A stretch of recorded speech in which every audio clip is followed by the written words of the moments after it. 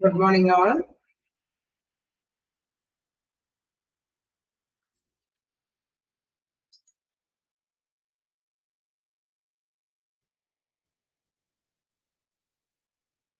എല്ലാവരും കയറി കഴിഞ്ഞോ?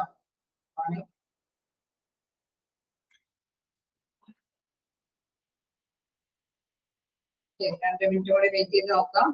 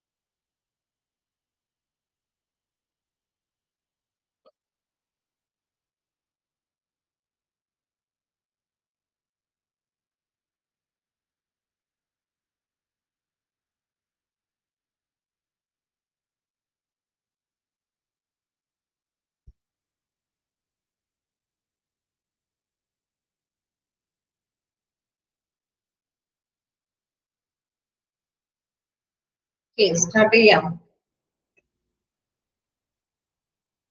നമ്മുടെ കഴിഞ്ഞ ക്ലാസ്സിൽ എടുത്തത് വായിച്ചു നോക്കിയായിരുന്നോ? എന്തെങ്കിലൊക്കെ ഡൗട്ട് ഉണ്ടോ? നോക്കിയായിരുന്നോ? ഡൗട്ടുകൾ എന്തെങ്കിലും ഉണ്ടോ? നമ്മള് എവിടം വരെ അടുത്ത് നിർത്തിയത്?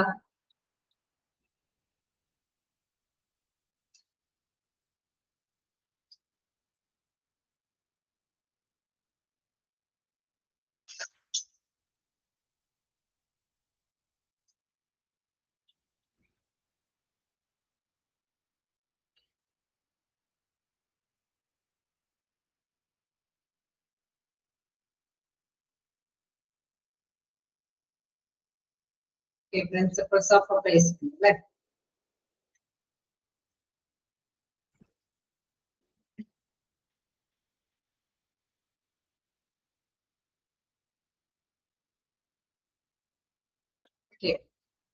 ഇപ്പൊ പ്ലേസ്മെന്റ് എന്താന്നുള്ളതാണ് നമ്മൾ പറഞ്ഞു നിർത്തിയത്. നമുക്കറിയാം, കറക്റ്റ് പേഴ്സണെ കണ്ടെത്തി നിയമിക്കുക, അല്ലെ? അതാണ് നിയമനമാണ് തീർച്ചയായിട്ടും പ്ലേസ്മെന്റ് കൊണ്ട് ഉദ്ദേശിക്കുന്നത്. അപ്പൊ അതിന്റെ പ്രിൻസിപ്പിൾസ്, തത്വങ്ങൾ, അല്ലെ? തത്വാധിഷ്ഠിതമായിരിക്കണം ഈ പ്ലേസ്മെന്റ് എന്ന് പറയുന്നത്. കാരണം നല്ല രീതിയിൽ ഒരു കറക്റ്റ് ആയിട്ടുള്ള ജോലിക്ക് അനുയോജ്യമായിട്ടുള്ള അതേ, അല്ലെ, ആ ഒരു ജോലി ചെയ്യാൻ അനുയോജ്യമായിട്ടുള്ള ഒരു പേഴ്സണെ കണ്ടെത്തി നിയമിച്ചില്ല എങ്കിൽ തീർച്ചയായിട്ടും ഓർഗനൈസേഷൻ അതിന്റെ റിസൾട്ട് നേടിയെടുക്കാൻ സാധിക്കില്ല, അല്ലെ? അപ്പൊ അതുകൊണ്ട് നല്ല കൃത്യമായിട്ടുള്ള ഒരു പേഴ്സണെ തന്നെ അവിടെ കണ്ടെത്തി നിയമിക്കണം. തീർച്ചയായിട്ടും ഏത് ജോലിയാണ് ആ ജോലിക്ക് അനുയോജ്യമായ പേഴ്സണെ കണ്ടത്. അപ്പൊ പ്രിൻസിപ്പിൾസ് നോക്കുകയാണെങ്കിൽ അത് തന്നെയാണ് മോസ്റ്റ്ലി ഇമ്പോർട്ടന്റ് ആയിട്ട് എടുത്ത് പറയുന്നത്. നോക്കുക, the placement of a employee following principles are followed. First one, principles of a job, first man, second, next. Okay, and next. Principles of a job, first man, next. Okay. അതായത് ജോബാണ് first വരുന്നത്, അല്ലെ? ആദ്യം തന്നെ ജോലി, അതിനുശേഷമാണ് മനുഷ്യൻ, അല്ലെ? അതാണ് ആ തത്വത്തിൽ എടുത്തു പറയുന്നത്. ജോലി ആദ്യം, നെക്സ്റ്റ് ആണ് ആര്? മനുഷ്യൻ എന്ന് പറയുന്നത്. അപ്പൊ അതിലെ എന്താ പ്രധാനമായിട്ട് ഉദ്ദേശിക്കുന്നത്? Principles of job first managed means a person should be placed in accordance with the job requirements instead of adjusting the job according to the need and qualification of the person.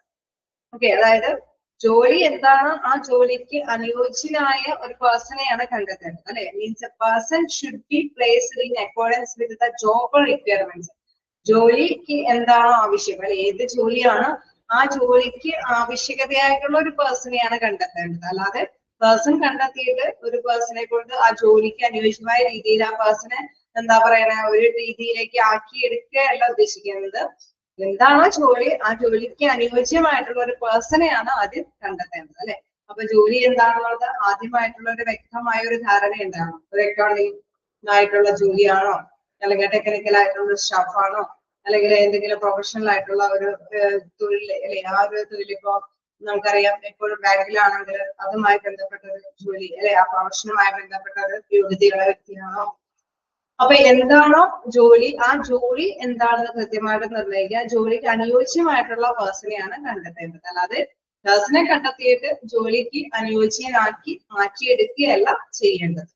Okay, clear ആയോ? ആ ഒരു principle എന്താന്നുള്ളത്, എന്താണ് ആ principle ഉദ്ദേശിച്ചെന്നുള്ളത് വ്യക്തമായോ? ാണോ? Okay, വീണ്ടും പറയേണ്ടതുണ്ടോ? അതായത് first എന്താണ്, first പറയുന്നത് ജോബ് ഫസ്റ്റ് മാൻ നെക്സ്റ്റ് അല്ലെ. അതായത് ജോലി എന്താണോ അതാണ് ആദ്യം തന്നെ നമ്മൾ ഡിക്ലറേഷൻ നടത്തേണ്ടത്. ഓക്കെ, ഇന്നതാണ് ജോലി. ഞാൻ അനുയോജ്യമായിട്ടുള്ള പേഴ്സണെയാണ് കണ്ടെത്തേണ്ടത്. അല്ലാതെ പേഴ്സണെ കണ്ടെത്തിയിട്ട് ജോലിക്ക് അനുയോജ്യമാക്കി മാറ്റിയെടുക്കുകയല്ല ചെയ്യേണ്ടത് എന്നുള്ളതാണ് ഇവിടെ എടുത്തു പറയുന്നത്. നെക്സ്റ്റ് പ്രിൻസിപ്പിൾ നോക്കുകയാണെങ്കിൽ പ്രിൻസിപ്പിൾസ് ഓഫ് ക്വാളിഫിക്കേഷൻസ്. ഓക്കെ, അപ്പൊ നമ്മള് ജോലിക്ക് അനുയോജ്യമായിട്ടുള്ള ഒരു പേഴ്സണെയാണ് നമ്മൾ പ്ലേസ്മെന്റ് ആയിട്ട് നടത്തേണ്ടത്. അപ്പൊ അടുത്തതായിട്ട് വരുന്ന പ്രിൻസിപ്പിൾ എന്ന് പറയുന്നത് ക്വാളിഫിക്കേഷൻ. നമ്മൾ പറഞ്ഞു ഒരു ജോലിക്ക് അനുയോജ്യമായിട്ട് ഇതിനെ ക്വാളിഫൈഡ് ആയിട്ടുള്ള പേഴ്സണെയാണ് കണ്ടെത്തേണ്ടത് അല്ലെ. അപ്പൊ നോക്കുകയാണെങ്കിൽ employee should be placed on such A job four which they are qualified. Okay, അപ്പൊ അനുയോജ്യമായിട്ടുള്ള ജോലിയിൽ അല്ലെ, അദ്ദേഹത്തിന് അനുയോജ്യമായിട്ടുള്ള ഒരു ജോലിയിലാണ് അദ്ദേഹത്തിനെ നിയമിക്കേണ്ടത്. ഇപ്പൊ ഒരു ക്വാളിഫൈഡ് ആയിട്ടുള്ള ഒരു പേഴ്സണെ നമ്മളുടെ കയ്യിൽ കിട്ടി. ഓക്കെ, ആ ജോലിക്ക് വേണ്ടിയിട്ടാണ് ആ ക്വാളിഫൈഡ് ആയിട്ടുള്ള പേഴ്സണെ കിട്ടിയിരിക്കുന്നത്. ഓക്കെ, അതിന് അനുയോജ്യമായിട്ടുള്ള ജോലി തന്നെയാണോ കൊടുത്തിരിക്കുന്നതെന്ന് ഉറപ്പുവരുത്തണം. നമ്മൾ പറഞ്ഞു ജോലി എന്താണോ ജോലിക്ക് അനുയോജ്യമായിട്ടുള്ള പേഴ്സണെ തന്നെയാണ് കണ്ടെത്തേണ്ടത് അല്ലെ. അപ്പൊ ഇൻ കേസ് അവിടെ നെക്സ്റ്റ് സെന്റൻസ് നോക്കാം. They should not be placed in very high or very low job positions. ഒരിക്കലും ആ ക്വാളിഫൈഡ് ആയിട്ടുള്ള പേഴ്സൺസിന് കൂടുതലായിട്ടുള്ള അധിക യോഗ്യത വേണ്ട ഒരു ജോലിയിലേക്കോ കുറഞ്ഞ അല്ലെ ആ ക്വാളിഫൈഡ് ആയിട്ടുള്ള പേഴ്സണേക്കാൾ കുറഞ്ഞ യോഗ്യതയുള്ള ഒരു ജോലിയിലേക്കോ അദ്ദേഹത്തിനെ നിയമിക്കരുത്. അനുയോജ്യമായിട്ടുള്ള ഒരു ജോലി തന്നെയായിരിക്കണം അദ്ദേഹത്തിനെ നിയമിക്കേണ്ടത്. ഓക്കെ, ഒരുപാട് ക്വാളിഫിക്കേഷൻ വേണ്ടി അല്ലെ ഇനിയും ക്വാളിഫിക്കേഷൻ വേണ്ടി വരുമ്പോൾ അദ്ദേഹത്തിന് ആ ജോലി തൃപ്തികരമായിട്ട് മുന്നോട്ട് കൊണ്ടുപോകാൻ സാധിക്കില്ല. കാരണം എന്തുകൊണ്ടോ അവരെ സംബന്ധിച്ച് എല്ലാം ഫേസ് ചെയ്യാനായിട്ടുള്ള ഒരു കപ്പാസിറ്റി അവർക്ക് ഉണ്ടാവില്ല. ശരിയല്ലേ? ജോലിക്ക് അനുയോജ്യമായിട്ടുള്ള പേഴ്സണൽ ഓവർലോഡ് ഉള്ള ഒരു വ്യക്തിക്ക് അല്ലെ ആ ഒരു ഇത് വരുമ്പോൾ അവർക്ക് ബർഡൻ ആയിട്ട് തോന്നും. അതേസമയം കുറഞ്ഞൊരു ജോലി അല്ലെ ക്വാളിഫിക്കേഷനേക്കാളും കുറഞ്ഞൊരു ജോലിയിലും എത്തിപ്പെടുമ്പോഴും ഒരു ഫീലിങ്സ് അനുഭവപ്പെടാൻ സാധ്യതയുണ്ട് അല്ലെ. നമുക്ക് അറിയാം നമ്മളെക്കാളും ഇച്ചിരി കൂടി ലോ ക്വാളിഫൈഡ് ആയിട്ടുള്ള പേഴ്സൺസ് ചെയ്യേണ്ട ഒരു ജോലി ചെയ്യുമ്പോൾ അവിടെയും ഒരു മാനസികമായിട്ടുള്ള അതൃപ്തി ആ ഉദ്യോഗാർത്ഥിക്ക് ഫീൽ ചെയ്യാനായിട്ടുള്ള സാധ്യതയുണ്ട്. അപ്പൊ തീർച്ചയായിട്ടും അനുയോജ്യമായിട്ടുള്ള ജോലിയിലാണ് ആ വ്യക്തിയെ നിയമിക്കേണ്ടത്. അപ്പൊ പ്രിൻസിപ്പിൾസ് ഓഫ് ക്വാളിഫിക്കേഷൻ അനുസരിച്ചിട്ട് അനുയോജ്യമായിട്ടുള്ള ജോലിയിലാണ് ആ വ്യക്തിയെ നിയമിക്കേണ്ടത്. ഓക്കെയാണോ? അപ്പൊ principles of job first man next അത് ആദ്യത്തെ പ്രിൻസിപ്പിൾ ആണ്. Then second principle എന്ന് പറയുന്നത് ക്വാളിഫിക്കേഷൻ അനുസരിച്ച് അനുയോജ്യമായിട്ടുള്ള ജോലി തന്നെ കൊടുക്കാറുണ്ട്. തേർഡ് പ്രിൻസിപ്പിൾ നോക്കുകയാണെങ്കിൽ principles of timely preparation. Okay, timely preparation എന്ന് പറയുമ്പോൾ നമുക്കറിയാം എന്താണ് all the arrangements which are needed for placement should be done before the joining date of the newly hired employee.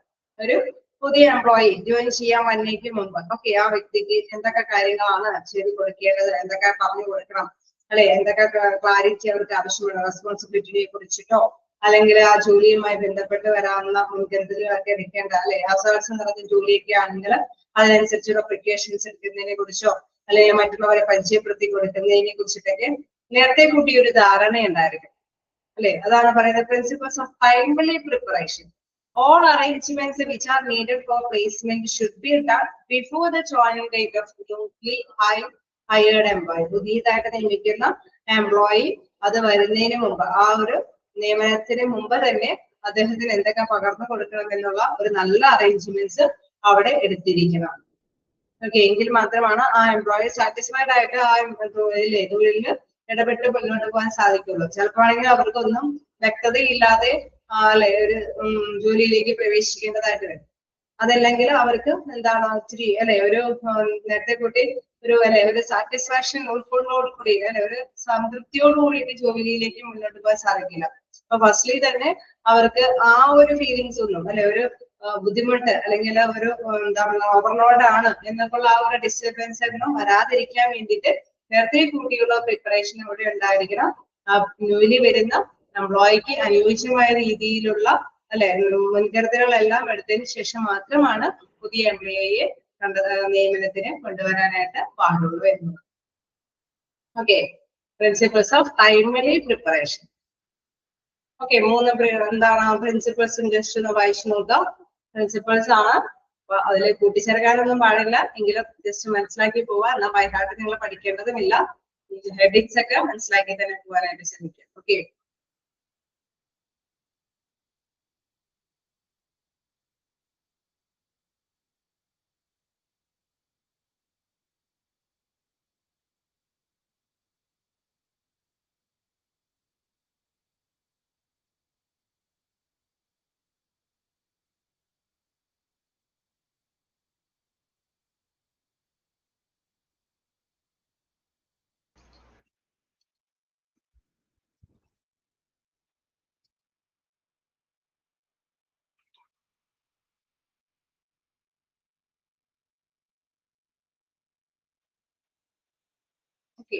വായിച്ചു നോക്കിയോ? ആറ് പ്രിൻസിപ്പിൾസ് ആണ് ഉള്ളത്. നമുക്ക് നെക്സ്റ്റ് നോക്കാം പ്രിൻസിപ്പിൾ ഓഫ് വർക്കിംഗ് കണ്ടീഷൻ. ഇതാണ് വർക്കിംഗ് കണ്ടീഷനുമായി ബന്ധപ്പെട്ട് വരുന്നത് എന്നുള്ളതാണ്. ഇവിടെ നോക്കാം എന്താണ് the employee should be made aware of all the information regarding working conditions existing in the company. Okay, കമ്പനിയിൽ നിലനിൽക്കുന്ന എല്ലാ തരത്തിലുള്ള വർക്കിംഗ് കണ്ടീഷനെ കുറിച്ചിട്ടുള്ള ഒരു വ്യക്തമായ ധാരണ ആ എംപ്ലോയിക്ക് മനസ്സിലാക്കി കൊടുക്കണം. ഓക്കെ എന്തൊക്കെയാണ് അല്ലെ നമുക്കറിയാം ടൈമിലി കയറുന്ന സമയം മുതൽ അവിടെ എങ്ങനെയാണ് അവിടുത്തെ കാര്യങ്ങളൊക്കെ കൈകാര്യം ചെയ്തു പോകുന്നത് അല്ലെ അവിടെ പ്രിക്കോഷൻസ് എന്തെങ്കിലും എടുക്കേണ്ടതുണ്ടെങ്കിൽ മുൻകരുതലുകൾ എന്തെങ്കിലും എടുക്കേണ്ടതുണ്ടെങ്കിൽ അതിനെ കുറിച്ചിട്ടുള്ള വ്യക്തമായ ധാരണ ഉണ്ടാവണം. കേസിൽ നമുക്കറിയാം മിഷനറിയുമായി ബന്ധപ്പെട്ടതാണെങ്കിൽ ഇലക്ട്രിക് പ്രോബ്ലവുമായി ബന്ധപ്പെട്ടതൊക്കെയാണെങ്കിൽ അതൊക്കെ എങ്ങനെയാണ് അതിന്റെ വർക്കിംഗ് കണ്ടീഷൻ എങ്ങനെയാണ് അതിന്റെ യൂസേജ് എങ്ങനെയൊക്കെ അത് അല്ലെ ഒരു ഇനീഷ്യൽ സ്റ്റേജുകൾ അല്ലെ പ്രത്യേകമായിട്ടൊരു എമർജൻസി കേസുകളൊക്കെ വരുമ്പോൾ എങ്ങനെയാണ് കൈകാര്യം ചെയ്യണം അങ്ങനെയുള്ള എല്ലാ ധാരണകളെ കുറിച്ചിട്ടും ഒരു വർക്കിംഗ് കണ്ടീഷനെ കുറിച്ചിട്ടും വ്യക്തമായ ധാരണ ആ പുതിയ എംപ്ലോയിക്ക് മനസ്സിലാക്കി കൊടുക്കേണ്ടതുണ്ട്. Then he should also be provided information about the punishments if he commits any mistake. Okay, എന്തെങ്കിലും മിസ്റ്റേക്ക് വരുത്തിയാൽ എന്തെങ്കിലുമൊക്കെ പണിഷ്മെന്റ് ഉണ്ടെങ്കിൽ അതിനെ കുറിച്ചിട്ടും അല്ലെ വ്യക്തമായ ഒരു ധാരണ അതായത് ഒരു ജോലിയുമായി ബന്ധപ്പെട്ട് എങ്ങനെയാണ് സ്റ്റാർട്ടിങ് ടു എൻഡിങ് വരെയുള്ള സമയക്രമങ്ങളും ഫുഡിങ് അല്ലെ ലഞ്ച് ബ്രേക്ക് എപ്പോഴാണ് അല്ലെങ്കിൽ അങ്ങനെയൊക്കെയുള്ള അല്ലെ ഹസാർഡ്സ് ഒക്കെ ഉണ്ടെങ്കിൽ മുൻകരുതലുകൾ അതല്ലെങ്കിൽ എന്തെങ്കിലും കറക്റ്റ് ആയിട്ട് വർക്ക് ചെയ്യാൻ പറ്റിയില്ലെങ്കിൽ എന്തെങ്കിലും പണിഷ്മെന്റ് ഉണ്ടെങ്കിൽ അത്തരത്തിലുള്ള കാര്യങ്ങൾ അല്ലെ അങ്ങനെയുള്ള എല്ലാ ഇൻഫോർമേഷൻസും കൃത്യമായിട്ട് ആ എംപ്ലോയിക്ക് പറഞ്ഞ് വ്യക്തമായിട്ട് മനസ്സിലാക്കി കൊടുക്കണം എന്നുള്ളതാണ് പ്രിൻസിപ്പിൾസ് ഓഫ് വർക്കിംഗ് കണ്ടീഷനിൽ പറയുന്നത്. ഓക്കെ അപ്പൊ നമ്മൾ ആദ്യം തന്നെ കണ്ടു എംപ്ലോയിയെ കണ്ടെത്തുമ്പോൾ ജോലിക്ക് അനുയോജ്യമായിട്ടുള്ള എംപ്ലോയിയാണ് കണ്ടെത്തേണ്ടത്. ക്വാളിഫിക്കേഷൻ അനുസരിച്ചിട്ടുള്ള പോസ്റ്റിംഗ് അവർക്ക് കൊടുക്കണമെന്ന് കണ്ടു. ടൈമിലി അവരെ നേരത്തെ കൂട്ടി ഒരുങ്ങിയാണ് അവർക്ക് അല്ലെ അവരെ അപ്പോയിന്റ്മെന്റ്സ് ഒക്കെ കൊടുക്കേണ്ടത്. അതേപോലെ തന്നെ വ്യക്തമായിട്ട് വർക്കിംഗ് കണ്ടീഷനെ കുറിച്ചിട്ട് വ്യക്തമായ ഒരു ധാരണ ആ വ്യക്തിക്ക് പകർന്നു കൊടുക്കേണ്ടതാണ്. നെക്സ്റ്റ് പ്രിൻസിപ്പിൾ പറയുകയാണെങ്കിൽ principles of loyalty and cooperation. Loyalty എന്ന് പറയുമ്പോൾ വിശ്വസ്തത അല്ലെ സഹകരണത്തോടു കൂടിയിട്ടും വിശ്വസ്തയോടും കൂടിയിട്ടും മുന്നോട്ട് പോകുന്ന നമുക്കറിയാം ഒരു ഓർഗനൈസേഷൻ ആകുമ്പോൾ നല്ലപോലെ എംപ്ലോയീസിനൊക്കെ ഒരുപക്ഷെ കണ്ടെത്തിയാലും അവര് സഹപ്രവർത്തകരോടൊത്ത് ഒത്തൊരുമിച്ച് പോകാൻ പറ്റാത്ത ഒരു വ്യക്തിയൊക്കെ ആണെങ്കിൽ ഭയങ്കര ബുദ്ധിമുട്ടാണ് അല്ലെ. ബിസിനസ്സിന് അതിന്റെ ലക്ഷ്യം നേടിയെടുക്കാനായിട്ട് ഭയങ്കര പ്രയാസമായിരിക്കും. കാരണം എപ്പോഴും ഈ തർക്കങ്ങളൊക്കെ പരിഹരിക്കാൻ തന്നെ എന്താണ് ഓരോ വ്യക്തികൾ ഇടപെടേണ്ടതൊക്കെ ആയിട്ട് വരും ഇല്ലേ, അങ്ങനെ ഒരു ചാൻസ് ഇല്ലേ. അപ്പൊ സഹകരണം വിശ്വസ്തതയൊക്കെ വളരെ പ്രധാനപ്പെട്ട കാര്യങ്ങളാണ് അല്ലെ. അപ്പൊ നോക്കാം, an employee should be made to feel a sense of commitment and cooperation in his new job so that he can understand his responsibilities better towards the job and the organization. Okay, നമുക്കറിയാം അവിടെ അല്ലെ, അവിടെ ആ ഒരു സെൻസിൽ എടുത്ത് കഴിഞ്ഞാൽ നല്ല commitment അല്ലെ, നല്ല ഒരു ഓർഗനൈസേഷനോട് ഒരു പ്രതിബദ്ധതയും അല്ലെങ്കിൽ നല്ല സഹകരണത്തോട് പോകാൻ ആവശ്യമായിട്ടുള്ള അല്ലെ സിറ്റുവേഷൻസിനെ കുറിച്ചിട്ടൊക്കെയുള്ള കാര്യങ്ങൾ അവിടെ പറഞ്ഞ് മനസ്സിലാക്കണം. നമുക്കറിയാം തൊഴിലുടമയാണ്, തൊഴിലുടമ അവർക്ക് ഇന്ന ഡ്യൂട്ടികൾ കൊടുക്കുന്നതോടൊപ്പം തന്നെ അവരുടേതായിട്ടുള്ള ആ കാര്യങ്ങളെല്ലാം അല്ലെ, സാലറിയും അതൊക്കെ അപ്പുറം ഫ്രിഞ്ച് ബെനിഫിറ്റ്സും മറ്റേ കാര്യങ്ങളൊക്കെ അവർക്ക് പ്രൊവൈഡ് ചെയ്യുന്നുണ്ടെങ്കിൽ അതിനെ കുറിച്ചിട്ടൊക്കെയുള്ള കാര്യങ്ങൾ അവർക്ക് പറഞ്ഞ് മനസ്സിലാക്കണം. ഓക്കെ, അങ്ങനെ വരുമ്പോഴാണ് തീർച്ചയായിട്ടും ആ ഒരു കമ്പനിയോട് സിൻസിയർ ആയിട്ട് വർക്ക് ചെയ്യാനായിട്ടുള്ള ഒരു താല്പര്യം അവർക്ക് ഉണ്ടാവുകയുള്ളൂ അല്ലെ. അത് മാത്രമല്ല, തീർച്ചയായിട്ടും നമുക്കറിയാം എന്തെങ്കിലും അല്ലെ സഹകരണമില്ലാതെ നമുക്ക് അവരവരുടേതായിട്ടുള്ള ഡ്യൂട്ടി ചേർത്ത് നിർവഹിക്കാൻ പറ്റിയെന്ന് വരില്ല. ഒരുപക്ഷെ എല്ലാവരും ഫുള്ളി അല്ലെ എല്ലാ കാര്യങ്ങളെ കുറിച്ചിട്ട് നല്ല അവയർനെസ്സോട് കൂടിയിട്ടായിരിക്കില്ല വർക്ക് ചെയ്യാനായിട്ട്. പ്രത്യേകിച്ച് പുതിയ എംപ്ലോയി ആകുമ്പോൾ അവർക്ക് മറ്റുള്ള സുപ്പീരിയേഴ്സിന്റെ എന്നൊക്കെ ഉള്ള സഹകരണം ആവശ്യമാണ്. അപ്പൊ തീർച്ചയായിട്ടും അങ്ങനെ സഹകരണത്തോട് പോകുമ്പോഴാണ് അവർക്ക് അവരുടെ ഉത്തരവാദിത്തങ്ങളൊക്കെ നല്ല രീതിയിൽ ബെറ്റർ ആയിട്ട് നിർവഹിക്കാനായിട്ട് സാധിക്കുകയുള്ളൂ. സോ അതുകൊണ്ട് തന്നെ ആ ഒരു തത്വം വഴി കൃത്യമായിട്ട് തന്നെ പാലിച്ചു പോകേണ്ടതാണ്. An employee should be made to feel a sense of commitment and cooperation in his new job so that he can understand his responsibility. അങ്ങനെ വരുമ്പോഴാണ് അവർക്ക് അവരുടേതായിട്ടുള്ള ഉത്തരവാദിത്തങ്ങൾ നല്ല രീതിയിൽ തന്നെ ജോലി നിർവഹിച്ച് മുന്നോട്ട് കൊണ്ടുപോകാനായിട്ട് സാധിക്കുകയുള്ളൂ. നമുക്ക് ലാസ്റ്റ് പ്രിൻസിപ്പിൾസും കൂടി നോക്കാം. ഓക്കെ, കണ്ടിന്യൂ ചെയ്യാലോ. നമുക്ക് ലാസ്റ്റ് നോക്കാം. At first, എന്താണ് principles of a transfer. At first, placement can be temporary as variations may occur after the training is completed. Okay, നമുക്കറിയാം ഒരു ട്രെയിനിങ് ഒക്കെ ആണെങ്കിൽ അവര് അല്ലെ നല്ല പെർഫെക്റ്റ് ആയിട്ടൊന്നും ആ ട്രെയിനിങ് പീരീഡിൽ വർക്ക് ചെയ്യാനായിട്ട് പുതിയ എംപ്ലോയിക്ക് പറ്റിയില്ലെങ്കിൽ എന്താണ് അവർ ചിലപ്പോൾ റിജക്ട് ചെയ്യും അല്ലെ. അതല്ല എങ്കിൽ നന്നായിട്ട് ഇച്ചിരി കൂടി നല്ല രീതിയിലാണ് അദ്ദേഹം പെർഫോം ചെയ്തെങ്കിൽ ചിലപ്പോൾ ഇച്ചിരി കൂടി നല്ല പോസ്റ്റിംഗ് ഒക്കെ അവർക്ക് കൊടുക്കാനും സാധ്യതയുണ്ട്. സോ അത് ഫസ്റ്റ് എന്താണ് ആദ്യം തന്നെ എന്തായിരിക്കും പ്ലേസ്മെന്റ് ക്യാൻ ബി ടെമ്പററി ആയിരിക്കും അല്ലെ, അത് പെർമനന്റ് ആയിട്ടായിരിക്കില്ല പോസ്റ്റിംഗ് ഉണ്ടായിരിക്കാം. ആഫ്റ്റർ ട്രെയിനിങ് ഈസ് കംപ്ലീറ്റ് കഴിഞ്ഞതിന് ശേഷമാണ് അതിനൊരു വെരിഫിക്കേഷൻ ഉണ്ടാവുള്ളൂ അല്ലെ, ടെമ്പററിയിൽ നിന്ന് മാറ്റങ്ങൾ ഉണ്ടാവുള്ളൂ. Transfer of the employee to another job may occur where he can performs as expected. Okay, അവർ പെർഫോം ചെയ്യുന്നതിന് അനുസരിച്ചിട്ടായിരിക്കും കറക്റ്റ് ആയിട്ടുള്ള ജോലി അവർക്ക് അനുയോജ്യമായിട്ടുള്ള ജോലി എന്താണെന്നുള്ളത് കൃത്യമായിട്ട് നിർവഹിച്ച് കൊടുക്കുന്നത്. ഓക്കെ, അതും പ്രിൻസിപ്പിൾസ് ഓഫ് ട്രാൻസ്ഫർ. ഓക്കെ, നമുക്കറിയാം ട്രെയിനിങ് പീരീഡ് അല്ലെ, ആ ഒരു ട്രെയിനിങ് ബിഗിനിങ്ങിലുള്ള ട്രെയിനിങ് പീരീഡ് പ്രൊഫഷണൽ പീരീഡ് എന്നൊക്കെ പറയുന്ന ആ പീരീഡില് അവർ ചെയ്യുന്ന ആ ഡ്യൂട്ടിക്ക് അനുയോജ്യമായിട്ടുള്ള തൊഴിൽ ഓക്കെ അദ്ദേഹം യോഗ്യനാണോ എന്ന് വാച്ച് ചെയ്തിട്ട് അതിനനുസരിച്ചിട്ടുള്ള ഒരു തൊഴിലായിരിക്കും അവർക്ക് പ്രൊവൈഡ് ചെയ്യുന്നത്. സോ അതിനെ കുറിച്ചിട്ടുള്ള ഒരു വ്യക്തമായ ധാരണയും ഈ പുതിയ എംപ്ലോയിക്ക് മനസ്സിലാക്കി കൊടുക്കുന്നതാണ്. First placement can be temporary as variations may occur after the training is completed. അല്ലെ, കംപ്ലീറ്റ് ചെയ്തതിനു ശേഷമാണ് അവർക്ക് വേരിയേഷൻസ് എന്തെങ്കിലും ഉണ്ടെങ്കിൽ അറിയിച്ചു കൊടുക്കുന്നത്. ഓക്കെ, ഫസ്റ്റ്ലി എന്തായിരിക്കും അപ്പോ ടെമ്പററി ആയിരിക്കും.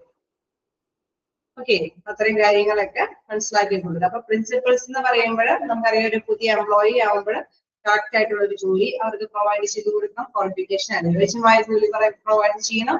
ടൈംലി പ്രിപ്പറേഷൻ അല്ലെ, കറക്റ്റ് ആയിട്ടുള്ള പ്രിപ്പറേഷൻ അവർക്ക് ഉണ്ടായിരിക്കണം. വർക്കിംഗ് കണ്ടീഷനെ കുറിച്ചുള്ള വ്യക്തമായ ധാരണ ഉണ്ടായിരിക്കണം. കോപ്പറേറ്റീവ് ആയിട്ട് അല്ലെങ്കിൽ ലോയൽറ്റിയോട് കൂടിയിട്ട് മുന്നോട്ട് പോകാനായിട്ടുള്ള സാഹചര്യങ്ങൾ ഉണ്ടാവണം. പ്രിൻസിപ്പിൾസ് ഓഫ് ട്രാൻസ്ഫർ നമുക്കറിയാം ഫസ്റ്റ് ആ എംപ്ലോയിക്ക് എന്തായിരിക്കും ടെമ്പററി ആയിരിക്കും പോസ്റ്റിംഗ് ഉണ്ടാവുക, അതിനുശേഷമായിരിക്കും ആ എംപ്ലോയിനെ കൃത്യമായിട്ട് നിയമനം നടത്തുന്നത്. ഓക്കെ, പ്രിൻസിപ്പിൾസ് വായിച്ചു നോക്കാം. ഏതെങ്കിലും ഡൗട്ട് ഉണ്ടെങ്കിൽ ചോദിക്കാം.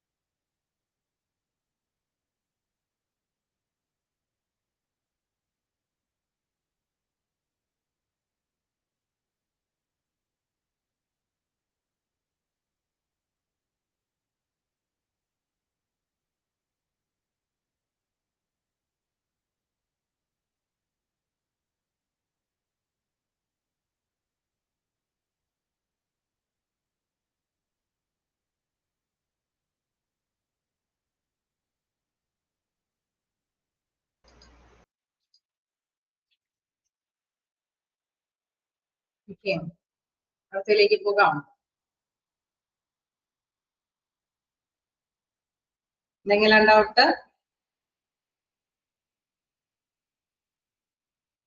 ഓക്കെ, പ്രിൻസിപ്പൾസിന്റെ ഹെഡിങ്സ് ഫസ്റ്റ് ആയിട്ട് മനസ്സിലാക്കി വെക്കാനായിട്ട് ശ്രമിക്കാം. അല്ലെങ്കിൽ നമ്മൾ ഏതെങ്കിലും ഒരെണ്ണം തന്നിട്ട് അത് ഏത് പ്രിൻസിപ്പിളിൽ പെടുന്നതാണ്, അപ്പൊ നമ്മൾ മനസ്സിലാക്കി വെച്ചാൽ മതി. വർക്കിംഗ് കണ്ടീഷനെ കുറിച്ചിട്ട് പറയുകയാണെങ്കിൽ അത് വർക്കിംഗ് കണ്ടീഷൻ പ്രിൻസിപ്പിളിൽ പെടുന്നതാണ്. ക്വാളിഫിക്കേഷനും മനസ്സിലായി അല്ലെ? ഹൈ ഓർ വെരി ലോ പൊസിഷനിലൊന്നും പോസ്റ്റിംഗ് ചെയ്യരുത് എന്നൊക്കെ പറയുന്നുണ്ടെങ്കിൽ അത് ക്വാളിഫിക്കേഷൻ പ്രിൻസിപ്പിളിൽ പെടുന്നതാണ്. അങ്ങനെയുള്ള രീതിയും ഒന്ന് മനസ്സിലാക്കി വെക്കാം. ഓക്കെ, പ്രിൻസിപ്പിൾ എന്താണെന്നുള്ള ഹെഡിങ് ഓർക്കുമ്പോൾ തന്നെ നിങ്ങൾക്ക് അറിയാം അതിന്റെ ആ ഒരു അല്ലെ എന്താണ് ഉദ്ദേശിക്കുന്നത് എന്നുള്ളത്. ജസ്റ്റ് അങ്ങനെ ക്വസ്റ്റ്യൻസ് വരാം. പ്രിൻസിപ്പിൾസ് അല്ലാതെ ഇത്തരത്തിലുള്ള ആ ഒരു കറക്റ്റ് ആയിട്ടുള്ള ഒരു ഇത് അല്ലെ ആ ഒരു ഏത് പ്രിൻസിപ്പിളിൽ പെടുന്നതാണ് ഈ തത്വം എന്നുള്ളത് ചോദിച്ചു കഴിഞ്ഞാലും അത് മനസ്സിലാക്കി എടുക്കാനായിട്ടുള്ള രീതിയിൽ പഠിച്ചു വെക്കാൻ ശ്രമിക്കും. ഓക്കെ അല്ലേ? കണ്ടിന്യൂ ചെയ്തോട്ടെ. നമുക്ക് നെക്സ്റ്റ് നോക്കുകയാണെങ്കിൽ പ്രോസസ് ഓഫ് പ്ലേസ്മെന്റ് ആണ്. ഓക്കെ, അപ്പൊ പ്ലേസ്മെന്റിന്റെ 4 പ്രോസസ് ഘടകങ്ങൾ അവിടെ പറയുന്നുണ്ട്. ഫസ്റ്റ് സ്റ്റെപ്പ് 1, സ്റ്റെപ്പ് 2, സ്റ്റെപ്പ് 3, 4 ആയിട്ടാണ് പറയുന്നത്. സ്റ്റെപ്പ് 1 നമുക്ക് നോക്കാം ഡാറ്റ കളക്ഷൻ ആണ് അല്ലെ. In the employee placement procedure, the first step is to collect data about the employee for the purpose of identifying qualifications, skills, and abilities of present employees. Okay, ഈ എംപ്ലോയീസിന്റെ എന്താണ് നിലവിലുള്ള എംപ്ലോയീസിന്റെ ക്വാളിഫിക്കേഷനും കഴിവുകളും ഒക്കെ present ആയിട്ട് അല്ലെ അവിടെ എത്രത്തോളമാണ് ഇപ്പൊ നിലവിൽ എന്തൊക്കെ ക്വാളിഫിക്കേഷനും എന്തൊക്കെ കഴിവുകളും ഒക്കെയാണ് ഈ വ്യക്തികൾക്കുള്ളത്, ഈ അനുയോജ്യമായിട്ട് അല്ലെങ്കിൽ ക്വാളിഫൈഡ് ആയിട്ടുള്ള ഈ പേഴ്സൺസിന് എന്തൊക്കെ തരത്തിലുള്ള സ്കില്ലുകൾ അല്ലെങ്കിൽ അക്കാദമിക് ക്വാളിഫിക്കേഷൻ ഒക്കെ ഉള്ളത് ആണ് എന്നുള്ളത് അതിന്റെ ആ ഒരു കളക്ഷൻ അല്ലെ. അതാണ് first procedure. In the employee placement procedure first step to collect data about എംപ്ലോയിയെ കുറിച്ചിട്ട് ഉള്ള ഇത്തരത്തിലുള്ള വിവരങ്ങൾ, അതായത് അവരുടെ ക്വാളിഫിക്കേഷൻ സ്കില്ലുമായി ബന്ധപ്പെട്ട വിവരങ്ങൾ കളക്ട് ചെയ്യുക എന്നുള്ളതാണ് first step. Then second step evaluation. After the completion, the first step of collecting employee data, the next step is to evaluate the capacity, the capability of our employee in order to analyze the type of job that best suit the employee.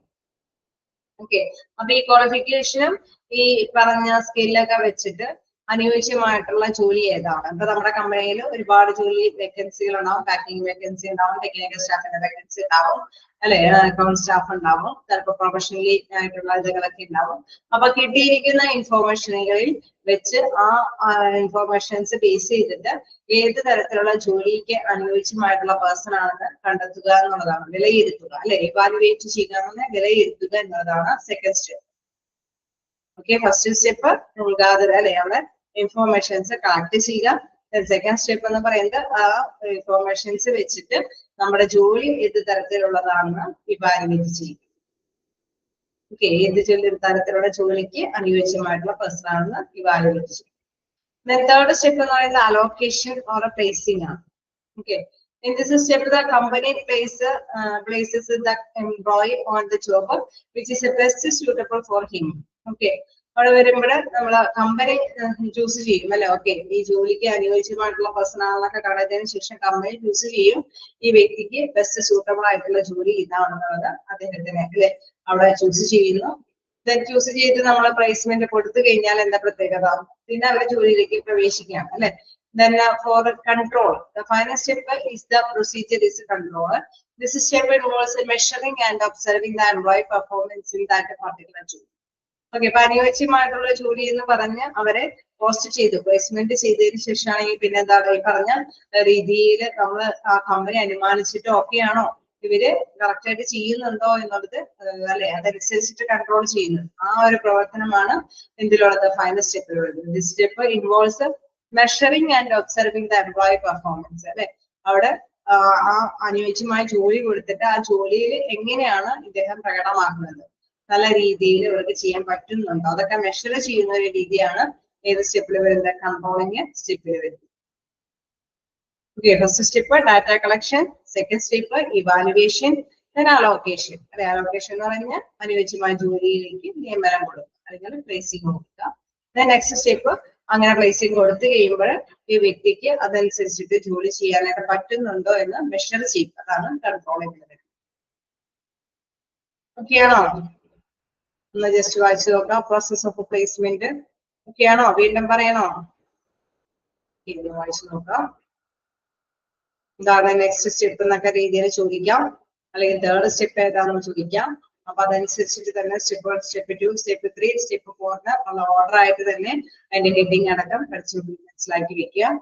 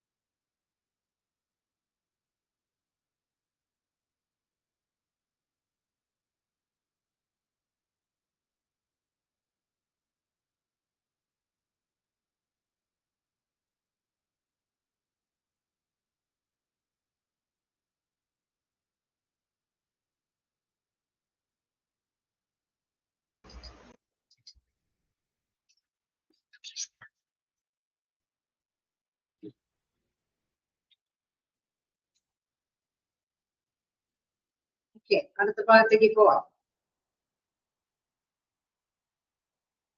Benefit of placement ആണ്. അപ്പൊ നമ്മൾ പ്ലേസ്മെന്റിന്റെ കാര്യമാണ് പറഞ്ഞത്. അപ്പൊ അനുയോജ്യമായിട്ടുള്ള ഒരു പ്ലേസ്മെന്റിലേക്കാണ് വ്യക്തിയെ കണ്ടെത്തേണ്ടത് എന്നുള്ളതാണ് നമ്മൾ ഡിസ്കസ് ചെയ്തത്.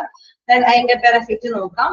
എന്താണ് benefit of proper placement are as follows. ഒരു കറക്റ്റ് ആയിട്ടുള്ള ഒരു പ്ലേസ്മെന്റ് നടത്തി കഴിഞ്ഞു കഴിഞ്ഞാൽ അതിന് അതിൻ്റെതായിട്ടുള്ള ഗുണമുണ്ടാവും അല്ലെ. അനുയോജ്യമായിട്ടുള്ള ഒരു ജോലിയിലേക്കാണ് അനുയോജ്യമായിട്ടുള്ള പേഴ്സണെ കണ്ടെത്തണമെങ്കിൽ മാക്സിമം അവര് നല്ല എഫോർട്ടോട് കൂടിയിട്ട് വർക്ക് ചെയ്യും, റിസൾട്ടും ഉണ്ടാവും അല്ലെ. നോക്കാം, റേസ് എംപ്ലോയി മൊറൈൽ. ഓക്കെ, അവരുടെ മനോവീര്യം വർദ്ധിക്കും എന്നുള്ളതാണ് ഫസ്റ്റ് പറയുന്നത്. Correct placement helps employee to more easily to the job and helps him to give a standard performance. Okay, അപ്പൊ അവർക്ക് ഈസിലി അവർക്ക് കൊടുത്തിരിക്കുന്ന പെർഫോമൻസ് പ്രകടമാക്കാനായിട്ട് വളരെ എളുപ്പത്തിൽ സാധിക്കും. കാരണം അവർക്ക് അനുയോജ്യമായിട്ട് അല്ലെ, അവരെ കൊണ്ട് പറ്റുന്ന തരത്തിലുള്ള തൊഴിലാണ് അവരെ ഏൽപ്പിച്ചു കൊടുത്തിരിക്കുന്നത്. സോ അവർക്ക് എന്താണ്, അവർക്ക് പ്രത്യേകിച്ച് ഒരു ബുദ്ധിമുട്ടില്ലാതെ ഈസി ആയിട്ട് തന്നെ അവരെ ഏൽപ്പിച്ചിരിക്കുന്ന ജോലി നിർവഹിക്കാനായിട്ട് പ്രകടമാക്കാനായിട്ട് സാധിക്കും എന്നുള്ളതാണ്. This helps to raise the morale of the employee. Okay, എംപ്ലോയിക്ക് എന്നെ കൊണ്ട് പറ്റും എന്നുള്ള ഒരു കോൺഫിഡൻസ് അല്ലെ, ഒരു മനോവീര്യം ഉണ്ടാവാനായിട്ട് സഹായിക്കും എന്നുള്ളതാണ്.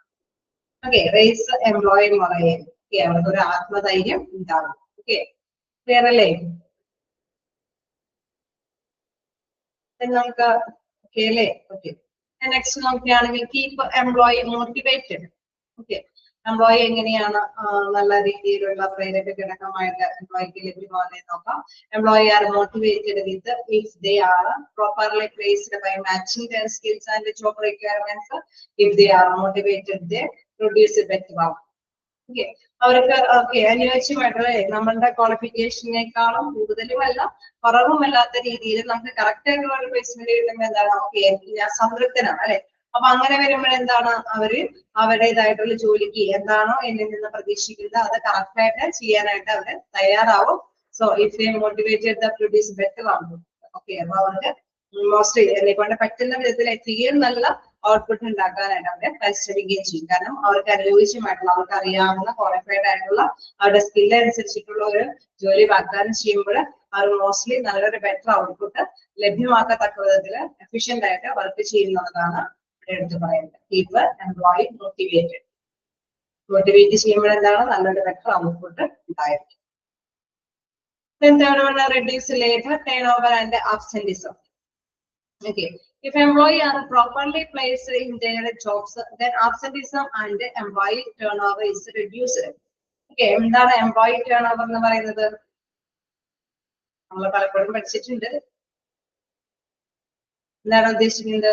അതായത് ആ ജോലിയിൽ നിന്ന് വിട്ടുപോകുന്ന നിരക്ക് അല്ലെ, അതായത് ആ ജോലി സംതൃപ്തിയാണ്. നമുക്ക് അനുയോജ്യമായിട്ടുള്ള ഒരു ജോലി നമുക്ക് ലഭിക്കുമ്പോൾ എന്താണ് ആ ജോലിയിൽ നിന്ന് വിട്ടുപോകാൻ തയ്യാറാവില്ല. കാരണം എനിക്ക് അറിയാവുന്നതും എനിക്ക് ചെയ്യാൻ പറ്റുന്നതുമായ കാര്യമാണ്. അതുകൊണ്ട് തന്നെ ആ ജോലി തുടർന്നുകൊണ്ട് പോകാനായിരിക്കും താല്പര്യപ്പെടുന്നത് അല്ലെ.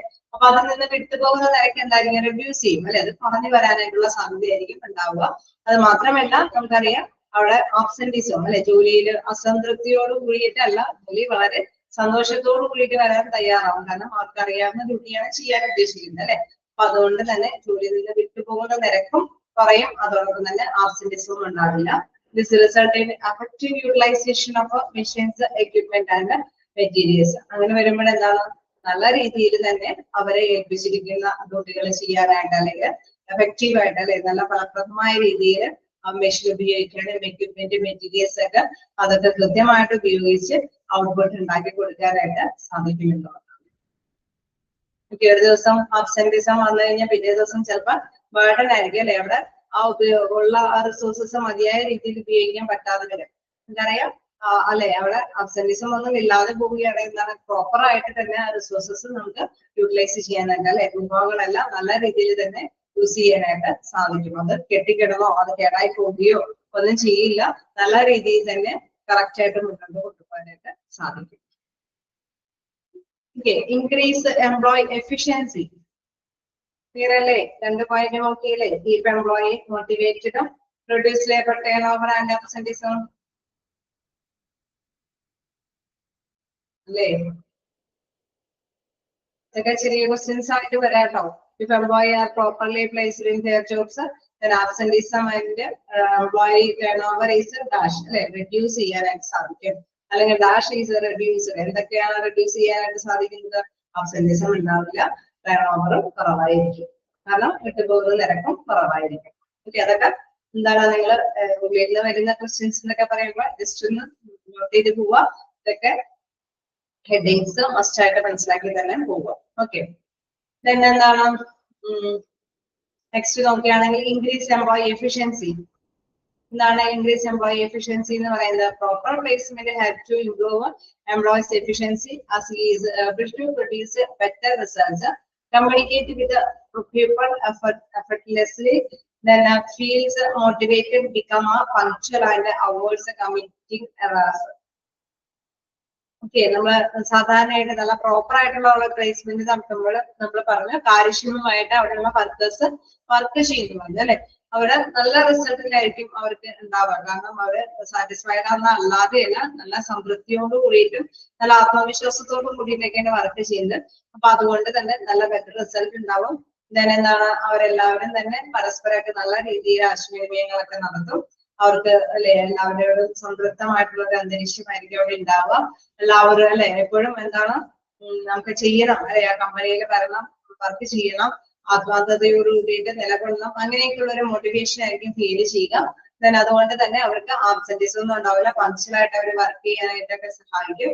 എപ്പോഴും തെറ്റുകളൊന്നും വരുത്താതെ തന്നെ, കാരണം അവർക്ക് അറിയാവുന്ന ജോലിയെ ഏൽപ്പിച്ചു കൊണ്ടിരിക്കുന്നു. അപ്പൊ അതുകൊണ്ട് തന്നെ അപ്പൊ ഒരുപാട് തെറ്റുകളൊന്നും വരുത്താതെ തന്നെ അവർക്ക് മുന്നോട്ട് പോകാനൊക്കെ ആയിട്ട് സാധിക്കും. അപ്പൊ എഫിഷ്യൻസി എന്ന് പറയുമ്പോൾ എന്താ പറയുക, കാര്യക്ഷമത അത് വർദ്ധിപ്പിക്കാനായിട്ട് സാധിക്കും അല്ലെ. എഫിഷ്യൻസി എന്ന് പറയുമ്പോൾ അത് ആ ജോലിയിൽ ആത്മാർത്ഥത മാത്രമല്ല അവിടെ ഉദ്ദേശിക്കുന്നത്, തെറ്റുകളൊന്നും വരുത്താതെ നല്ല പ്രോപ്പർ ആയിട്ട് കൃത്യമായിട്ടുള്ള സമയത്ത് ഒരു വലിയ ഡിസാറ്റിസ്ഫാക്ഷൻ ഒന്നും ഇല്ലാതെ എല്ലാവരും നല്ല ഐക്യത്തോട് കൂടിയിട്ടൊക്കെ മുന്നേറാനായിട്ട് ഇതുകൊണ്ട് സാധിക്കുന്നതാണ്. ലാസ്റ്റ് പോയിന്റ് നമുക്ക് പറഞ്ഞതുകൊണ്ടൊക്കെ എല്ലാവർക്കും അറിയാവുന്നതാണ് keep employees satisfied. Okay, placement aim to keep employees satisfied. അതിന്റെ പ്രധാനപ്പെട്ട ഒരു എയിം എന്ന് പറയാൻ നമുക്ക് വിശേഷിപ്പിക്കാം അല്ലെ, എംപ്ലോയി സാറ്റിസ്ഫാക്ഷൻ എന്ന് പറയുന്നത്. കാരണം നമുക്കറിയാം കൃത്യമായിട്ടുള്ള ജോലിയിൽ അനുയോജ്യമായിട്ടുള്ള പേഴ്സണെയാണ് കണ്ടെത്തിയിരിക്കുന്നത്. സോ അതുകൊണ്ട് തന്നെ എംപ്ലോയി സാറ്റിസ്ഫൈഡ് ആയിരുന്നു. Okay, if an employee is properly placed in his job, he works with the zeal and his work performance is high. Okay, അപ്പൊ എപ്പോഴും അവർ എന്താണ് നല്ല രീതിയിൽ തന്നെ പ്രകടമാക്കും അല്ലെ, ആത്മധൈര്യത്തോട് കൂടിയിട്ട് ആത്മവിശ്വാസത്തോട് കൂടിയിട്ട് അവർക്ക് പ്രവർത്തിക്കാനായിട്ട് സാധിക്കും. അതുകൊണ്ട് തന്നെ അവർക്ക് നല്ലൊരു ബെറ്റർ പെർഫോമൻസ് കാഴ്ചവെക്കാനായിട്ട് സാധിക്കും അല്ലെ. അവർക്ക് ഏൽപ്പിച്ചിരിക്കുന്ന ജോലിയിൽ ഒരു എന്താ പറയുക, ഒരു ഡിസാറ്റിസ്ഫാക്ഷനും ഇല്ലാതെ വരുമ്പോഴെന്താണ് ഓക്കെ തൃപ്തിയോട് കൂടിയിട്ട് വീണ്ടും വീണ്ടും ചെയ്യാനായിട്ടുള്ള ഒരു ടെൻഡൻസി ആയിരിക്കും അല്ലെ. അപ്പൊ അതുകൊണ്ട് തന്നെ പെർഫോമൻസ് ഹൈ ആയിരിക്കും എന്നുള്ളതാണ് ഇവിടെ എടുത്തു പറയുന്നത്. ഓക്കെ, വായിച്ചു നോക്കാം.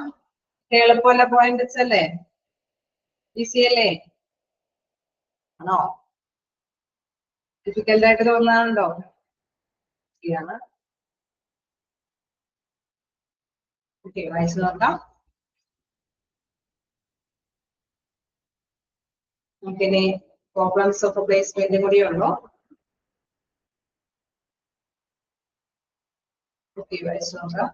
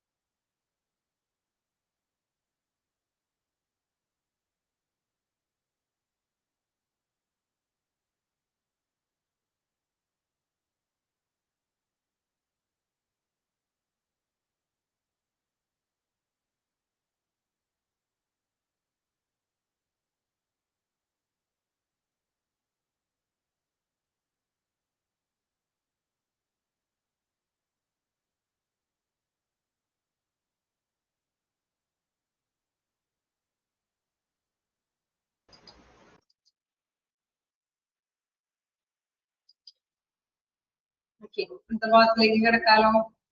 Problems in placement. ഓക്കെ, അപ്പൊ നമ്മള് പ്ലേസ്മെന്റ് എന്ന് പറയുമ്പോൾ എന്താന്നുള്ളത് മനസ്സിലായി. വ്യക്തമായിട്ടുള്ള ഒരു ജോലിക്ക് അനുയോജ്യമായിട്ടുള്ള ഒരു പ്ലേസിനെ കണ്ടെത്തുക എന്നുള്ളതാണ് അല്ലെ. ഇത് വളരെ ഈസി എന്ന് പറയാനായിട്ടൊക്കെ ബുദ്ധിമുട്ടാണ്. കാരണം ക്വാളിഫൈഡ് ആയിട്ടുള്ള പേഴ്സണെ അല്ലെ, നമ്മളിപ്പോ അക്കാദമിക് ക്വാളിഫിക്കേഷൻ ഉണ്ടെങ്കിൽ കൂടി അവര് സ്കില്ലാണോ അതിന് ഏബിൾ ആണോ എന്നൊക്കെ കണ്ടെത്തുക എന്ന് പറയുന്നത് ഭയങ്കര ഡിഫിക്കൽട്ട് ആയിട്ടുള്ള ഒരു കാര്യം തന്നെയാണ്. സോ നോക്കാം എന്താന്നുള്ളത്. Placement is not an easy task. It needs to match employee skills with the job requirements. Okay, ഇത് എന്ന് പറയുന്ന ഒരു ഈസി ആയിട്ടുള്ള ഒരു ടാസ്ക് ആവണമെന്നില്ല. It is not an easy task അല്ലെ, ഈസി ആയിട്ടുള്ള ടാസ്ക് അല്ല. It needs to match employee skills with job requirements. ജോബിന് അനുയോജ്യമായിട്ടുള്ള കഴിവുള്ള വ്യക്തികളാണെന്ന് കണ്ടെത്തുന്നത് വളരെ ഇച്ചിരി ബുദ്ധിമുട്ടേറിയ കാര്യമാണ്. The human resource manager tries to make it justifiable and effective. Still, few problems arise.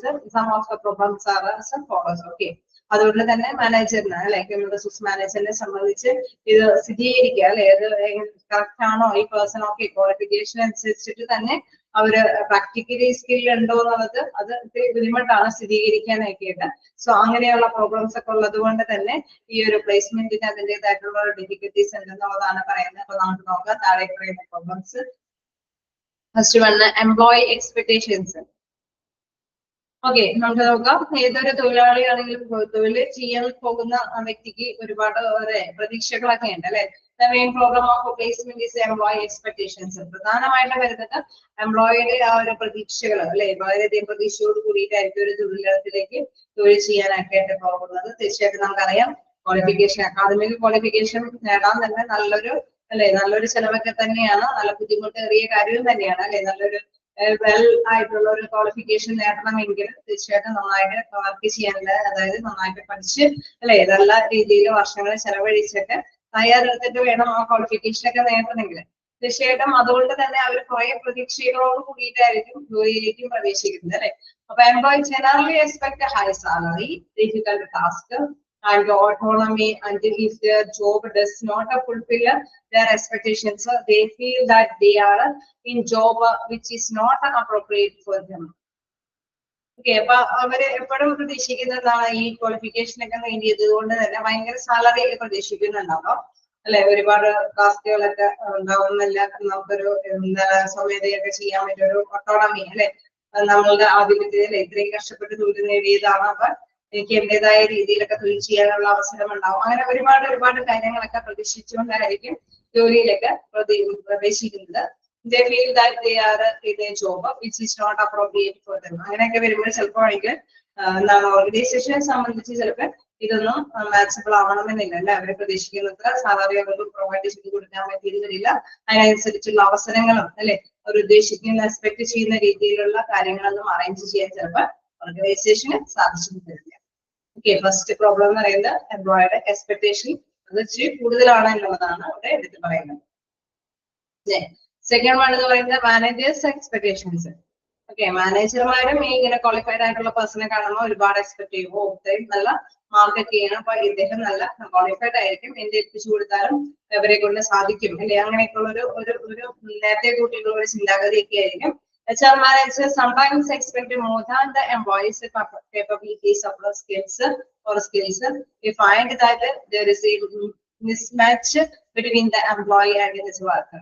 പക്ഷെ അങ്ങനെ വിചാരിച്ചതനുസരിച്ചിട്ട് അല്ലെ, സ്കില്ല് ഉണ്ടാവുമെന്ന് പ്രതീക്ഷിക്കുന്ന അനുസരിച്ചിട്ട് ചിലപ്പോൾ വേണമെങ്കിലും മിസ്മാച്ച് ഉണ്ടാവാൻ സാധ്യതയുണ്ട് അല്ലെ. ഓർഗനൈസേഷൻ ഏൽപ്പിച്ചു കൊടുക്കുന്ന വർക്കുമായിട്ട് എംപ്ലോയിക്ക് പക്ഷെ അത്രയും റിസൾട്ട് നേടിത്തരാനൊക്കെ ആയിട്ട് പറ്റിയെന്ന് വരില്ല. അപ്പൊ തന്നെ നമുക്കറിയാം പ്രോബ്ലംസ് അവിടെ സ്റ്റാർട്ട് ചെയ്യും അല്ലെ. അവര് എക്സ്പെക്ട് ചെയ്ത ക്വാളിഫൈഡ് അനുസരിച്ചിട്ടുള്ള ഒരു റിസൾട്ട് അവരെ കൊണ്ട് നേടിയെടുക്കാൻ പറ്റിയില്ല എങ്കിലും അവിടെ ഒരു പ്രോബ്ലംസ് സ്റ്റാർട്ട് ചെയ്യാനായിട്ടുള്ള അവസരമുണ്ട്. സോ മാനേജേഴ്സ് എക്സ്പെക്ടേഷൻസ് ആണ് സെക്കൻഡ് പ്രോബ്ലം ആയിട്ട് പറയുന്നത്. ഓക്കെ അല്ലേ, രണ്ട് പ്രോബ്ലംസും ഉണ്ടാവാൻ സാധ്യതയുള്ളതാണ് അല്ലേ അല്ലേ, ശരിയല്ലേ? ഓക്കെ, തേർഡ് വൺ നോക്കാം, ചേഞ്ച് ഇൻ ടെക്നോളജി.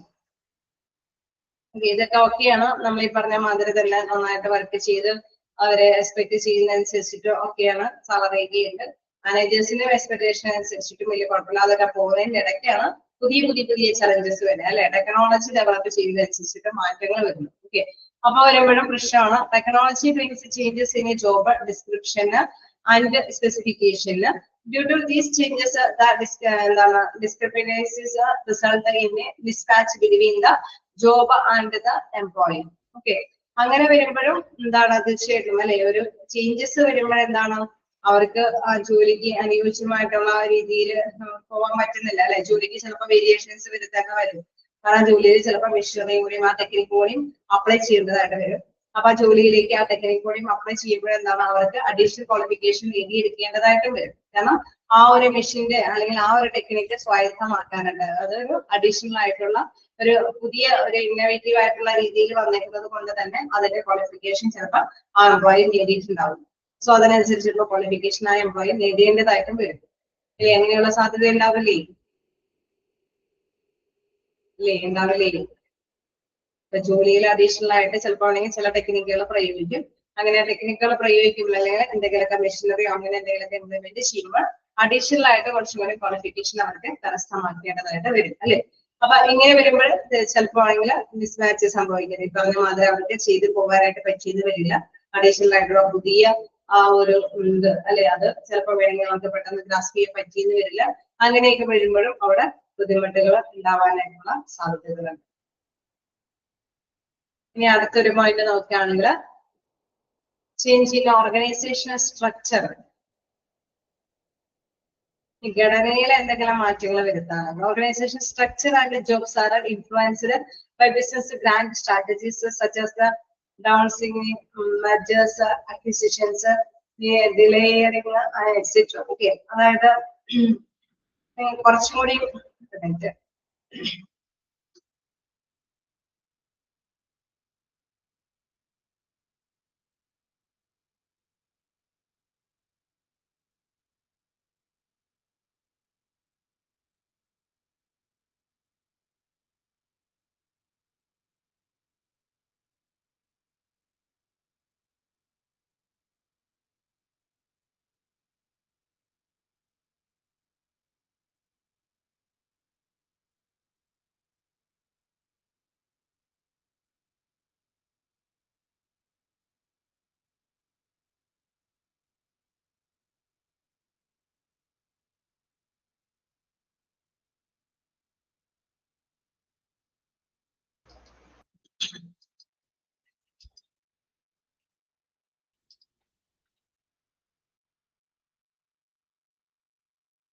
നമുക്ക് കണ്ടിന്യൂ ചെയ്യാം. അപ്പൊ എന്താ നമ്മൾ പറഞ്ഞു നിർത്തിയത്? ഓർഗനൈസേഷൻ സ്ട്രക്ചർ അല്ലെ, അതിന്റെ ഘടനയിലെ ചിലപ്പോൾ മാറ്റങ്ങൾ വരുത്താം അല്ലെ. ഒരു ഓർഗനൈസേഷൻ ആയതുകൊണ്ട് അവര് സ്ഥാപിച്ചപ്പോ തുടങ്ങിയുള്ള മാറ്റങ്ങൾ ചിലപ്പോൾ വേരിയേഷൻസ് ഒക്കെ വരുത്താനായിട്ടുള്ള സാധ്യതകളുണ്ട് അല്ലെ. Organisation structure and job are influenced by business and strategies such as downsizing എന്ന് വെച്ചാൽ ചിലപ്പോൾ വേണമെങ്കിൽ ആ വലിപ്പം ഒന്ന് കുറച്ചുകൊണ്ട് വരാം അല്ലെ. വലിയ ചിലപ്പോൾ ഈ ഇദ്ദേഹത്തിന്റെ ആവശ്യകത ഇല്ലാന്നോർത്ത് ചിലപ്പോൾ വലിപ്പം കുറയ്ക്കാം, അല്ലെങ്കിൽ ചിലപ്പോൾ എന്തെങ്കിലും കൂട്ടിച്ചേർക്കാം, അഡീഷണൽ ആയിട്ട് വലിപ്പം കൂട്ടാം അല്ലെ, എന്തെങ്കിലുമൊക്കെ കൂട്ടിച്ചേർക്കാം, then എന്തെങ്കിലുമൊക്കെ ഏറ്റെടുക്കാം, അഡീഷണൽ ആയിട്ട് മറ്റു കാര്യങ്ങൾ കൂടി കൂട്ടിച്ചേർത്ത് ചെയ്യാവുന്നൊക്കെ ഉള്ള. ചിലപ്പോൾ ആണെങ്കിൽ ഒന്ന് രണ്ട് സെപ്പറേറ്റ് ആയിട്ടുള്ള സെയിം ബിസിനസ് ഒക്കെ ആണെങ്കിൽ അത് കൂട്ടിച്ചേർക്കാനായിട്ടുള്ള ഇതുണ്ടാവും. ബാലൻസ് ചെയ്യുക എന്ന് പറയുമ്പോൾ കൂട്ടിച്ചേർക്കുക എന്നാണ്. അക്വിസിഷൻ എന്ന് പറഞ്ഞാൽ മറ്റു കാര്യങ്ങൾ കൂടി അല്ലെ ഏറ്റെടുക്കാവുന്നത്.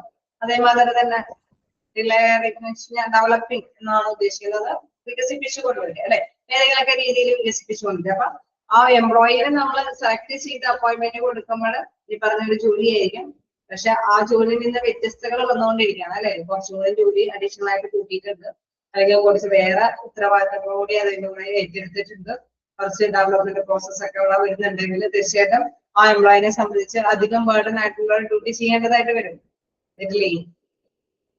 സ്ട്രക്ചറിൽ ഘടനയിലെ മാറ്റം വരുത്തി കഴിഞ്ഞാൽ ഒരു ഭേദഗതി വരില്ലേ അല്ലെ. അപ്പൊ ആ ഒരു സ്ട്രാറ്റജിക് ആയിട്ട് അല്ലെ തന്ത്രപരമായിട്ടുള്ള തീരുമാനങ്ങൾ എടുക്കുമ്പോൾ അവിടെ പ്രോബ്ലംസ് വരാനായിട്ടുള്ള സാധ്യതകളുണ്ട്. These changes result in mismatch between the employee and his job. അങ്ങനെ വരുമ്പോൾ ചിലപ്പോൾ അധികം ജോലിയൊക്കെ ചെയ്യേണ്ടതായിട്ടും അവർക്ക് ചിലപ്പോൾ ആണെങ്കിൽ ആ ജോലി വിട്ടേച്ചൊക്കെ പോകേണ്ടതൊക്കെ ആയിട്ട് വരും അല്ലെ. അപ്പൊ ടേൺ ഓവറൊക്കെ ചിലപ്പോൾ ഹൈ ആയിരിക്കും, റിഡ്യൂസ് ചെയ്ത് കുറച്ചുകൊണ്ടല്ല അവർ ആ ജോലിയിൽ നിന്ന് വിട്ടേച്ച് പോകാനൊക്കെ ആയിട്ടുള്ള താല്പര്യം കാണിക്കുകയൊക്കെ ചെയ്യും. ഓക്കെ, അപ്പൊ ചേഞ്ചസ് ഇൻ ഓർഗനൈസേഷൻ സ്ട്രക്ചറും ഒരു തരത്തില് എന്താണ് ഇതിനെ ബാധിക്കുന്ന പ്രോബ്ലം തന്നെയാണ്.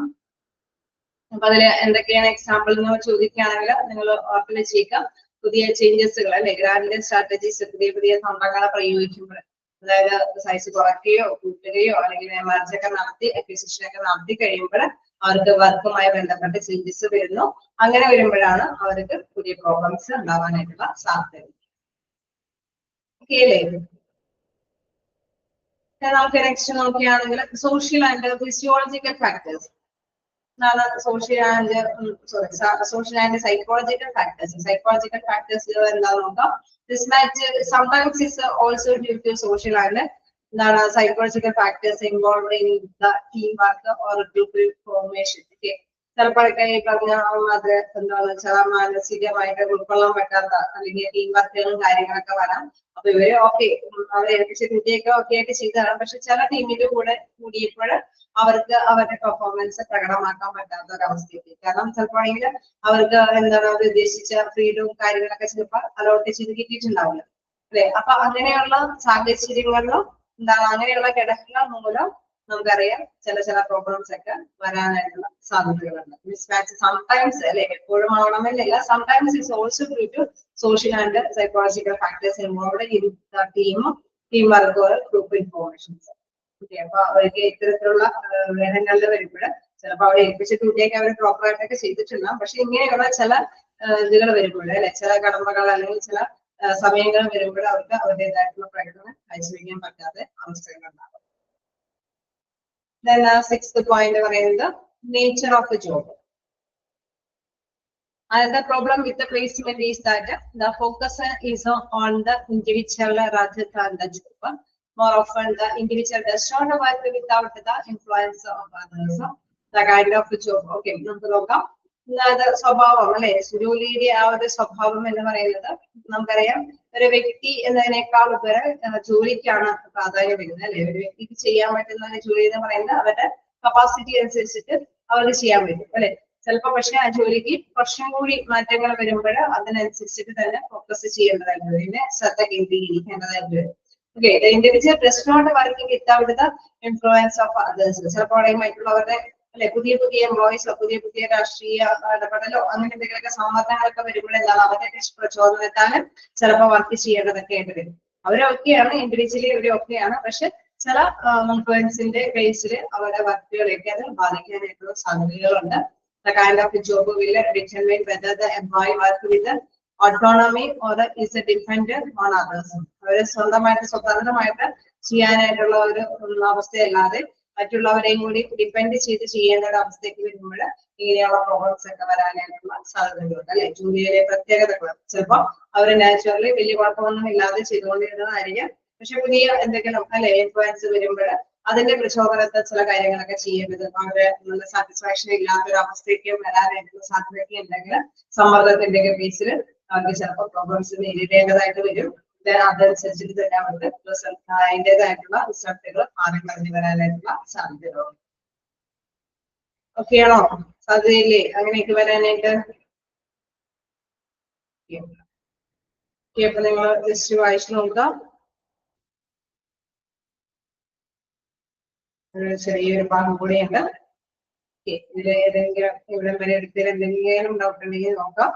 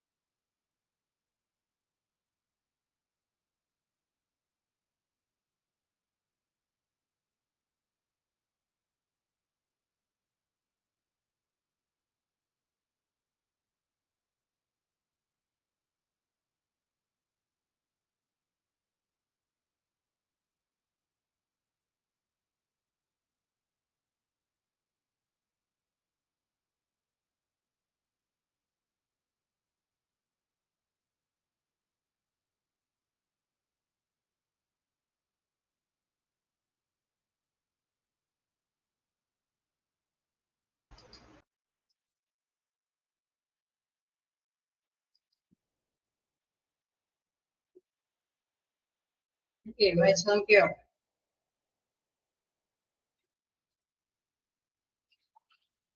ചെറിയ ഭാഗമായിട്ട് നമുക്ക് വെച്ച് നിർത്തണ്ടല്ലോ, അതുകൂടി ഞങ്ങൾക്ക് എടുത്തേക്കാം അല്ലെ. നമുക്ക് 3 types of jobs in this context are as follows. Okay, അപ്പൊ ഇതില് നമ്മൾ പറഞ്ഞു ചിലപ്പോൾ ചില സ്വാതന്ത്ര്യം അല്ലെ, അല്ലെങ്കിൽ ചിലതിന്റെ ആ ഒരു ഇൻഫ്ലുവൻസ് പ്രചോദിതമാകുന്ന രീതി അനുസരിച്ചിട്ട് അവർക്ക് വേരിയേഷൻസ് വരാമെന്ന് നമ്മൾ പറഞ്ഞു അല്ലെ. അപ്പൊ അങ്ങനെ വരുമ്പോൾ 3 രീതിയിലെ ജോലിയെ നമുക്കൊന്ന് തരംതിരിച്ച് നോക്കാം. Independent, sequential, pooled. Okay, independent എന്ന് പറയുമ്പോൾ നമുക്കറിയാം സ്വതന്ത്രത്തോടു കൂടിയിട്ട് ജോലി ചെയ്യാൻ പറ്റുന്ന ഒരു രീതി അല്ലെ. അപ്പൊ അതില് in certain cases job are independent, for example post service or field sales. അതെന്നൊക്കെ പറഞ്ഞു കഴിഞ്ഞാൽ നമുക്കറിയാം സ്വാതന്ത്ര്യം നമ്മൾ ഏൽപ്പിച്ചിരിക്കുന്ന ഡ്യൂട്ടി ഏതെങ്കിലും സമയത്ത് എന്നല്ല അവരുടെ ആ നിശ്ചിത ടൈമിനുള്ളിൽ എപ്പോഴെങ്കിലും ആ തീർക്കണം എന്നുള്ളതാണ്. അപ്പൊ ഫീൽഡ് സർവീസ് ഒക്കെ ഫീൽഡ് സെയിൽസ് ഒക്കെ ആണെങ്കിൽ അവരെ സ്വാതന്ത്ര്യത്തോടു കൂടിയിട്ട് അവരുടെ സമയം അനുസരിച്ചിട്ട് അവർ പോയി ചെയ്യുന്നു അല്ലെ. അങ്ങനെയാണ്. അപ്പൊ അവിടെ ഒരു സ്വാതന്ത്ര്യം അവിടെ അനുഭവപ്പെടുന്നുണ്ട്. In such conditions that activities of one worker do not depend on the activities of other worker.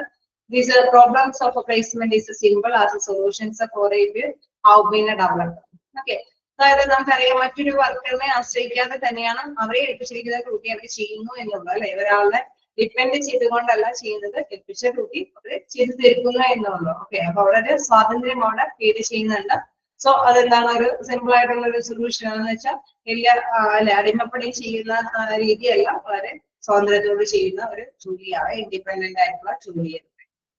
സീക്വന്റ് എന്ന് പറയുമ്പോൾ ഒരു ക്രമാനുസൃതമായിട്ടുള്ള ഒരു രീതിയാണ്. In this category work depends on the other work to do this job. അദ്ദേഹത്തിന്റെ ജോലി ചെയ്യണമെങ്കിൽ മറ്റൊരു വർക്കിനെ ഡിപ്പെൻഡ് ചെയ്യേണ്ട ഒരു രീതിയാണ്. ഓക്കെ. അപ്പൊ ഒരാളുടെ കഴിഞ്ഞതിന് ശേഷം അല്ലെങ്കിൽ അയാളിൽ നിന്ന് ലഭ്യമായേക്കുന്നതിന് ശേഷം ഇപ്പൊ ഒരു പ്രൊഡക്ഷൻ യൂണിറ്റ് ഒക്കെ ആണെങ്കിൽ ചിലപ്പോൾ വേണമെങ്കിൽ ഒരു ഫിനിഷ്ഡ് കേന്ദ്രത്തിലേക്ക് മുമ്പ് സെമി ഫിനിഷ്ഡ് ഗുഡ്സ് ആയതിനു ശേഷമാണ് അല്ലെ. അപ്പൊ ആ ഒരു ഡിപ്പാർട്ട്മെന്റിന്റെ കഴിഞ്ഞിട്ട് ഇപ്പൊ ഇൻ കേസ് മറ്റേതൊരു പേപ്പർ വർക്ക് ആണെങ്കിലും ചിലപ്പോൾ നമുക്കറിയാം എന്താണ് നമ്മുടെ മേലുദ്യോഗസ്ഥര് അല്ലെ അവരെ ഏൽപ്പിക്കുന്നതിന് മുമ്പ് ബാക്കി ഉദ്യോഗസ്ഥരിൽ നിന്ന് കിട്ടുന്ന പർപ്പസ് അവരുടെ വർക്ക് കഴിഞ്ഞതിന് ശേഷമായിരിക്കും നമുക്ക് കിട്ടുന്നത്. അതിനുശേഷം നമ്മുടെ വർക്ക് കഴിഞ്ഞതിന് ശേഷമായിരിക്കും റിപ്പോർട്ടുകളൊക്കെ സുപ്പീരിയേഴ്സിന് കൊടുക്കേണ്ടതായിട്ടുണ്ട് അല്ലെ. ഇപ്പൊ ഒരു ഡിപ്പെൻഡബിൾ ആയിട്ടുള്ള ഒരു വർക്കാണ് നമുക്ക് ലഭ്യമാകുന്നത്. അത്തരത്തിലുള്ള വർക്കുകളെയാണ് സീക്വന്റൽ വർക്ക് എന്ന് പറയുന്നത്.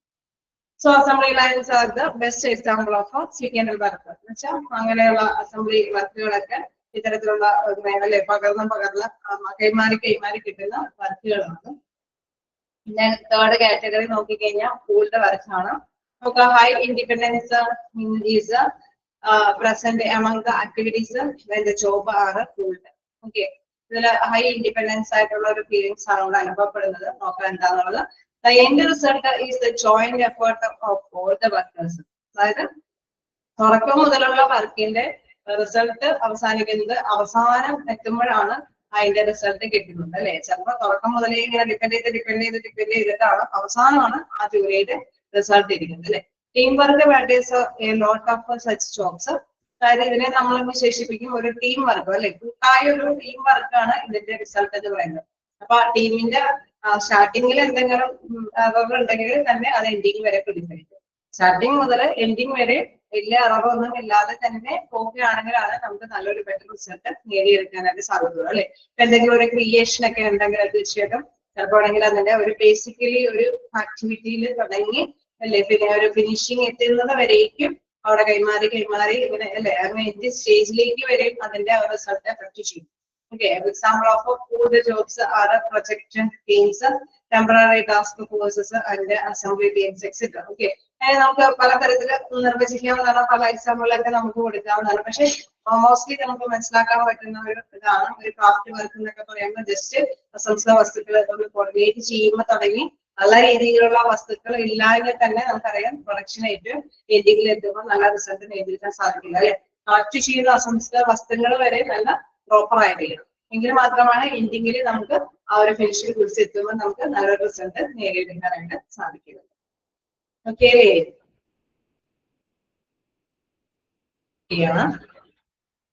നമ്മൾ നമ്മുടെ ചാപ്റ്റർ ഒന്ന് ക്ലോസ് ചെയ്തിട്ടുണ്ട്. ഇതിലെ ക്ലാസ് കിട്ടുമായിരിക്കും. അപ്പൊ എന്തെങ്കിലും ഡൗട്ടുകൾ ഉണ്ടെങ്കിൽ അപ്പൊ നെക്സ്റ്റ് ക്ലാസ്സിൽ നിങ്ങൾക്ക് ചോദിക്കാവുന്നതാണ്. ഓക്കെ. ഇന്നത്തെ എന്തെങ്കിലും ഡൗട്ടുകൾ ഉണ്ടോ?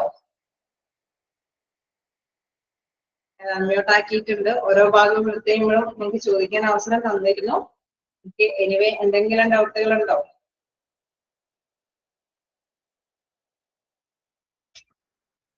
ആണോ?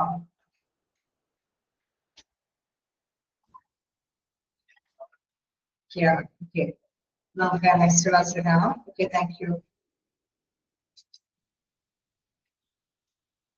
ഓക്കെ. പോർഷൻസ് ഏതായാലും കവർ ചെയ്തിട്ടുണ്ട്.